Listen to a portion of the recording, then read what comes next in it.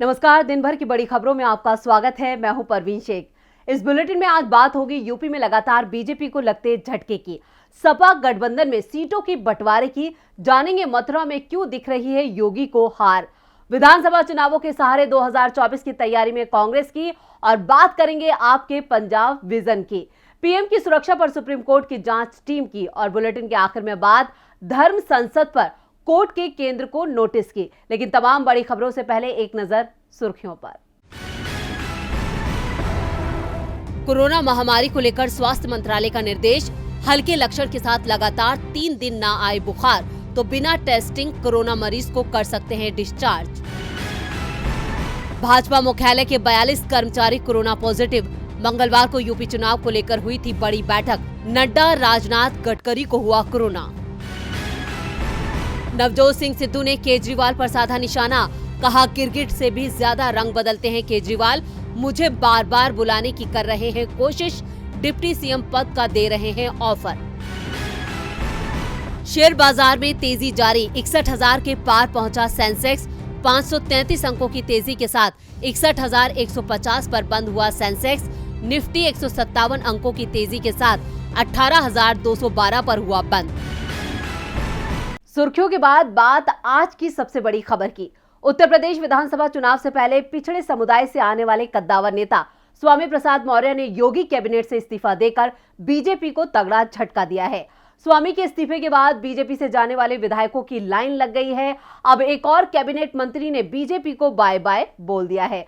कौन है ये कैबिनेट मिनिस्टर और स्वामी प्रसाद मौर्य जा रहे हैं किस दल में, देखते हैं इस रिपोर्ट में। योगी कैबिनेट से इस्तीफे के बाद स्वामी प्रसाद मौर्य समाजवादी हो गए हैं। सपा में शामिल होने को लेकर चल रही खबरों के बीच ये कंफर्म हो गया कि स्वामी 14 जनवरी को सपा में शामिल हो जाएंगे। इसकी घोषणा खुद स्वामी प्रसाद मौर्य ने कर दी है। इससे पहले मौर्य के इस्तीफे के बाद समाजवादी पार्टी प्रमुख अखिलेश यादव ने अपनी और स्वामी प्रसाद मौर्य की एक फोटो शेयर कर कहा, सपा में सम्मान, हार्दिक स्वागत एवं अभिनंदन है। वहीं स्वामी प्रसाद मौर्य योगी सरकार से इस्तीफा देने के बाद भाजपा पर जमकर बरसे। उन्होंने कहा कि वोट लेने के लिए दलित पिछड़ा बहुत अच्छा लगता है, लेकिन सरकार बनाने के बाद दलित पिछड़ा इनके लिए अछूत हो जाते हैं, इनकी आंख की किरकिरी बन जाते हैं। मौर्य ने कहा कि दलित और पिछड़ों के हितों के लिए मैंने बीजेपी छोड़ी है। स्वामी प्रसाद मौर्य ने बीजेपी में लौटने की सभी संभावनाओं को खारिज कर दिया है। बीजेपी पर निशाना साधते हुए स्वामी प्रसाद मौर्य ने दावा किया कि मेरे इस कदम से बीजेपी में भूचाल आ जाएगा। उन्होंने कहा कि मैंने बीजेपी को ठोकर मार दी है, दोबारा वापस जाने का सवाल ही नहीं है। स्वामी प्रसाद मौर्य के योगी कैबिनेट से इस्तीफे के बाद 5 और विधायकों ने भी इस्तीफे का ऐलान कर दिया है।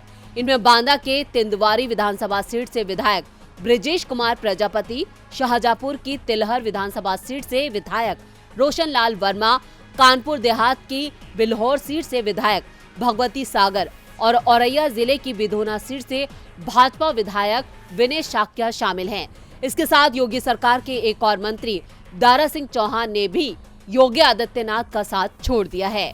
दारा सिंह चौहान उत्तर प्रदेश सरकार में वन, पर्यावरण और जंतु उद्यान मंत्री थे। दारा सिंह चौहान ने अपने इस्तीफे में लिखा है कि प्रदेश सरकार ने पिछड़ों, वंचितों, दलितों, किसानों और बेरोजगार नौजवानों की घोर उपेक्षा की है। सपा के दरवाजे पर कई बीजेपी विधायक दस्तक दे रहे हैं, तो कई दल सपा से गठबंधन की कोशिश में जुटे हैं। इन सब के बीच आज अखिलेश यादव ने अपने सहयोगियों के बीच सीटों के बंटवारे के फार्मूले पर मोहर भी लगा दी है। तो किस सहयोगी दल को अखिलेश यादव ने दी हैं कितनी सीटें, देखते हैं इस रिपोर्ट में। यूपी विधानसभा चुनावों में सपा शुरुआत से ही बीजेपी पर बढ़त बनाती हुई दिख रही है। एक और एनडीए में शामिल दलों के बीच सीट शेयरिंग का मुद्दा उलझता दिख रहा है, तो अखिलेश यादव ने सपा के सहयोगी दलों के बीच सीट बंटवारा भी कर दिया है। किस दल को कितनी सीटें दी गई हैं, इसका आधिकारिक ऐलान तो 2 दिन के बाद किया जाएगा, लेकिन गठबंधन सहयोगियों की ओर से जो संकेत दिए गए हैं उसमें साफ है कि सपा करीब 350 सीटों पर चुनाव लड़ेगी, जबकि 50 सीटें सहयोगी दलों को दी जाएंगी। जिस फार्मूले पर आज अखिलेश यादव ने गठबंधन सहयोगियों की उपस्थिति में मोहर लगाई, उसमें सपा 350, आरएलडी 30, सुभाषपा 8, प्रसपा 6, महान दल 3, जनवादी पार्टी 3, अपना दल कृष्णा गुट 1, एनसीपी 1, टीएमसी 1 सीट दी गई है। अखिलेश यादव ने अपने चाचा शिवपाल यादव को गुन्नूर, जसवंत नगर, भोजपुर, जसराना, मुबारकपुर और गाजीपुर की एक सीट देने का फैसला किया है। सहयोगी नेताओं के साथ हुई बैठक की एक तस्वीर ट्वीट करते हुए अखिलेश ने कहा है, सपा के सभी सहयोगी दलों के शीर्ष नेतृत्व के साथ आज हुई उत्तर प्रदेश के विकास और भविष्य की बात। दूसरी ओर ओम प्रकाश राजभर ने ट्वीट करते हुए लिखा, समाजवादी पार्टी के राष्ट्रीय अध्यक्ष माननीय श्री अखिलेश यादव जी के नेतृत्व में सभी सहयोगी दलों के साथ चुनावी तैयारियों पर चर्चा, पिछड़ा, दलित, अल्पसंख्यक, शोषित, वंचित विरोधी भाजपा सरकार की विदाई करना है। 10 मार्च को सपा सुभाषपा भागीदारी संकल्प मोर्चा गठबंधन सरकार बनाने के लिए एक साथ। आधा दर्जन से भी ज्यादा दलों को अखिलेश यादव ने अपने गठबंधन में शामिल किया है और सीटों का बंटवारा भी कर दिया है। उम्मीदवारों की सूची भी जल्द ही सामने आ जाएगी, लेकिन बीजेपी में अभी तक कुछ भी तय नहीं हो पा रहा है। दावा किया जा रहा था कि योगी आदित्यनाथ को पार्टी जो है वो मथुरा सीट से चुनाव लड़ाएगी, लेकिन योगी ने हार देख मथुरा से लड़ने से ही मना कर दिया है। तो क्यों योगी को मथुरा में लग रहा है डर, देखते हैं इस रिपोर्ट में। पश्चिमी यूपी में बीजेपी की डगर बेहद मुश्किल मानी जा रही है। यादव और मुस्लिम समीकरण बीजेपी के लिए पहले से ही परेशानी का कारण बना हुआ था और अब किसान आंदोलन के चलते हर चुनावों में मजबूती से खड़ा रहा जाट मतदाता भी इस बार बीजेपी के खिलाफ जाता दिख रहा है। ऐसे में हिंदुत्व के मुद्दे को धार देने के लिए बीजेपी ने योगी आदित्यनाथ को मथुरा से चुनाव लड़ने की रणनीति तैयार की थी। योगी के समर्थन में मथुरा में प्रचार भी शुरू हो गया था, लेकिन अब दावा किया जा रहा है कि योगी आदित्यनाथ ने ही मथुरा से चुनाव लड़ने से इनकार कर दिया है और इसके पीछे जो कारण बताया जा रहा है वो है मथुरा में योगी की हार की आशंका। जी हां, योगी आदित्यनाथ के समर्थकों को भी लगता है कि अगर योगी मथुरा से चुनाव लड़े तो यहां उनकी हार तय है।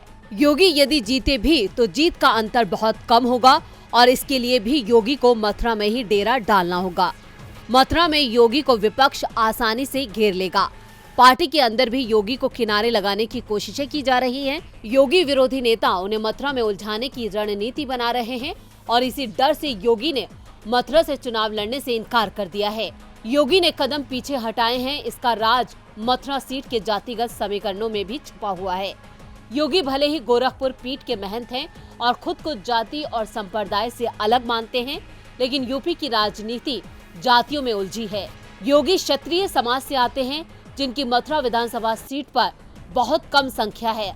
मथुरा की यदि जातिगत समीकरणों को देखें तो यहाँ ब्राह्मण 70,000, वैश्य 65,000, मुसलमान 35,000, क्षत्रिय 28,000, जाट 28,000 और अन्य 1,25,000 हैं मतदाता हैं। ऐसे में अगर योगी मथुरा सीट से चुनाव लड़ते हैं तो वो विपक्ष के जाल में फंस सकते हैं। मथुरा सीट कांग्रेस के दबदबे वाली सीट मानी जाती है। 2002 से 2017 तक लगातार 15 साल इस सीट पर कांग्रेस के प्रदीप माथुर इस सीट से विधायक रहे।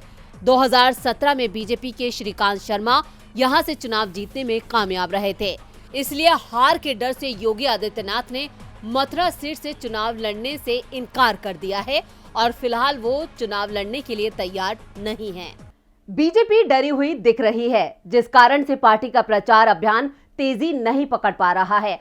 वैसे भी इस बार चुनाव प्रचार वर्चुअली होता नजर आ रहा है और वर्चुअली मोड में सबसे ज्यादा सवाल बीजेपी से ही पूछे जाएंगे, क्योंकि यूपी में डबल इंजन की सरकार की परीक्षा है। कांग्रेस ने तो बीजेपी को घेरने के साथ ही 2024 की रणनीति पर भी काम शुरू कर दिया है। देश में बढ़ते कोरोना के मामलों को देखते हुए चुनाव आयोग ने विधानसभा चुनावों के शुरुआती दौर में फिजिकली प्रचार पर रोक लगा दी है। 15 जनवरी तक चुनावी प्रचार वर्चुअल माध्यम से हो पाएगा। 15 जनवरी के बाद भी हालात कुछ ऐसे ही रहने वाले हैं और राजनीतिक दलों को भी इसका एहसास है। इसलिए सभी राजनीतिक पार्टियों ने डिजिटल प्लेटफॉर्म पर खुद को मजबूत करना शुरू कर दिया है। इसमें कांग्रेस सबसे आगे निकलती हुई दिखाई दे रही है। कांग्रेस ने सोशल मीडिया को पूरी तरह से टैप करने का रोड मैप तैयार कर लिया है। चुनाव की तैयारियों में जुटी कांग्रेस पार्टी ने राहुल गांधी के नाम पर व्हाट्सएप ग्रुप बनाए हैं। इन व्हाट्सएप ग्रुप का थीम राहुल कनेक्ट है। पार्टी राज्यों में कैडर के लोगों के कांटेक्ट को बढ़ाने के लिए एक ऐप बनाने की भी योजना बना रही है। हाल ही में कांग्रेस ने join Congress social media campaign भी लॉन्च किया था। ऐसे में अब डिजिटल प्लेटफॉर्म्स कांग्रेस बनाम बीजेपी होता नजर आ रहा है। बीजेपी पहले से ही सोशल मीडिया पर ट्विटर, व्हाट्सएप, फेसबुक, इंस्टाग्राम के जरिए अपना प्रचार तो करती आ रही है।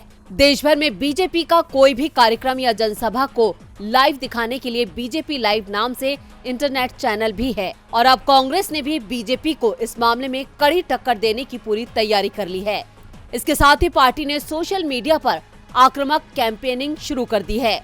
पार्टी लोगों को समझा रही है कि मोदी राज में बेरोजगारी बढ़ी है, महंगाई बढ़ी है, तेल की कीमतें बढ़ी हैं। बात गिरावट की हो तो देश की जीडीपी गिरी है, रोजगार के अवसर कम हुए हैं, यानी जहां तेजी होनी चाहिए थी वहां गिरावट है और जहां गिरावट होनी चाहिए थी वहां तेजी दिखाई दे रही है। सोशल मीडिया पर अब कांग्रेस अपने प्रचार को धार देने में जुट गई है और इसकी शुरुआत भी कर दी गई है। कांग्रेस का सबसे ज्यादा ध्यान पंजाब पर है क्योंकि यहां उसकी सरकार है और पंजाब में कांग्रेस को इस बार सबसे कड़ी टक्कर आप से मिल रही है। आज अरविंद केजरीवाल पंजाब में थे जहां उन्होंने अपनी पार्टी का विजन सामने रखा, लेकिन ये नहीं बताया कि आप किसके चेहरे पर चुनाव लड़ेगी। तो क्या है आपका पंजाब को लेकर विजन, देखते हैं ये रिपोर्ट। दिल्ली में पूर्ण बहुमत से सरकार बनाने के बाद अब आम आदमी पार्टी की नजर दूसरे राज्यों पर भी है। पंजाब से लेकर गोवा तक वो सत्ता पर काबिज होना चाहती है। हालांकि पिछली विधानसभा चुनाव में भी पार्टी ने कोशिश की थी, लेकिन उसे कामयाबी हाथ नहीं लगी थी। मगर एक बार फिर वो जीत के लिए जोर लगा रही है। उसका पूरा फोकस अब की बार पंजाब पर है। इसलिए चुनावी रैलियों के रद्द होने के बावजूद आज सीएम केजरीवाल पंजाब पहुंचे, जहां उन्होंने कांग्रेस पर जमकर तीखे तीर छोड़े। उन्होंने कहा कि कानून व्यवस्था की स्थिति बहुत खराब होती जा रही है, चन्नी सरकार इसे संभाल नहीं पा रही है। अगर आप सत्ता में आती है तो हम पंजाब के लोगों को कानून व्यवस्था की स्थिति में सुधार करने का आश्वासन देते हैं। सभी की सुरक्षा सुनिश्चित की जाएगी, चाहे वो पीएम हो या कोई और। इसी के साथ ही उन्होंने कहा, इतने सालों से बादल परिवार और कांग्रेस दोनों मिलकर पंजाब को लूट रहे थे, ये सिलसिला अब बंद होगा। अब सीएम केजरीवाल जीत का दम तो भर रहे हैं, लेकिन उन्होंने अब तक ये साफ नहीं किया है कि पार्टी किसके दम पर चुनाव लड़ेगी, यानी सीएम उम्मीदवार कौन होगा। इन सवालों के बीच सीएम केजरीवाल ने ये जरूर बताया कि पंजाब में मुख्यमंत्री के चेहरे का ऐलान अगले हफ्ते होगा। अब देखना होगा कि आप किसे अपना मुख्य चेहरा बनाती है, लेकिन एक बात तो साफ है कि सीएम उम्मीदवार को लेकर आप में जबरदस्त कलह छिड़ने के संकेत हैं, क्योंकि सांसद भगवत मान लगातार खुद को सबसे ऊपर दिखाने की कोशिश कर रहे हैं। वहीं दूसरे नेता भी सीएम की रेस में खुद को आगे बता रहे हैं। ऐसे में केजरीवाल के लिए मुख्यमंत्री का दावेदार चुनना किसी बड़ी चुनौती से कम नहीं होगा। पंजाब में कांग्रेस और आप के बीच कड़ा मुकाबला माना जा रहा है। वैसे अकाली दल और बीजेपी गठबंधन भी मजबूती से चुनाव लड़ रहा है। बीजेपी की ओर से पंजाब सरकार को घेरते हुए पीएम की सुरक्षा का मुद्दा उठाया जा रहा है। ये मामला सुप्रीम कोर्ट तक पहुंच चुका है और कोर्ट ने आज रिटायर्ड जस्टिस इंदु मल्होत्रा के नेतृत्व में 5 सदस्यीय जांच दल बना दिया है, जो इस पूरे मामले की जांच करेगा। तो इस जांच टीम में कौन कौन है शामिल, देखते हैं इस रिपोर्ट में। पंजाब में पीएम की सुरक्षा की चूक के मामले पर सुप्रीम कोर्ट काफी गंभीर है। इस मामले को लेकर सुप्रीम कोर्ट ने 5 सदस्यों वाली एक जांच कमेटी बनाई है, जिसे लीड करेंगी पूर्व जज इंदु मल्होत्रा। सुप्रीम कोर्ट की रिटायर्ड जज इंदु मल्होत्रा पीएम की सुरक्षा में चूक की जांच करेंगी।